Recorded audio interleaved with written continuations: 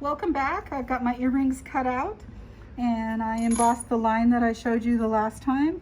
And what I'm doing here now is in your toolkit, you're going to have a scribe that we made for you. And I'm going to go back in with the scribe to give a little bit of a subtle pattern. So this pattern is not very deep, so what I wanted to do is get the finish that I wanted on my silver before I did this, and then I can just lightly polish it with some red rouge. So this is a scribe, and when we make these in the intermediate class, it's basically a metal pencil that gives you a really good detail, much finer line than a piece of lead would in your pencil. And what I'm doing here is I'm just coming in and I'm just randomly scratching.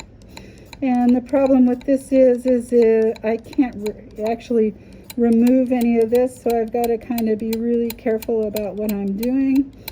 And what I'm finding that's happening is the more I go back in and work over the surface, the better the surface looks. But you can see that I'm coming in, pulling it straight down and getting a little bit of a line that's going to give a little bit of a sheen to these, to give a sense of maybe being that feather, which was the inspiration to these earrings. The other thing I wanted to point out is that when I embossed the line, you can see that it split this end. And Erin noted that it kind of is a really lovely detail up here. And so I'm thinking, but that's where I need to roll it to put my ear wire on.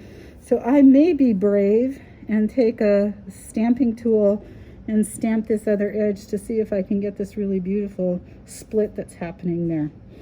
So I'm a kind of a true believer of happy accidents. And for me, this is really a wonderful happy accident that Erin noticed right away. And I agree with, it's really a beautiful ending point. And so I'm going to give a try on these.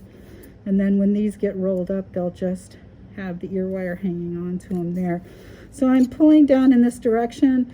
This is what works best for me if I were doing it the other way. So what I'm going to do is turn it upside down, because I seem to work better from left to right. Might be because that's how we read. I don't know, but you can see I'm just going to dive in and be brave to put some subtle texture on these that I think when it gets polished up and finished will have a nice sheen to it, because they are going to be deep enough. You can see a little bit of the silver coming off, so it's cutting the metal, but it's creating these really delicate little lines. And like I said, at first I didn't like it, but I was stuck with them, and the more I went over the surface, the more I felt like it was going to work. The thing I love best about metal is if you don't like what you do, you can always take and melt it down and recycle it once you have that understanding of how to do that. And I really always talk about how you can see the silver that is coming off. So I am removing some material here. But I always talk about how metals are probably the first of all the materials that were used for recycling. And sometimes when I think about it, I get a piece of gold and I go, do you think that could have been Aztec gold that's been recycled over and over and over again? What's its history of it? Where it's come from?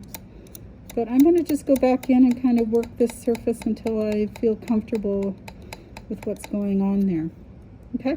So even a scribe can give some nice patterning and texture on it. Okay?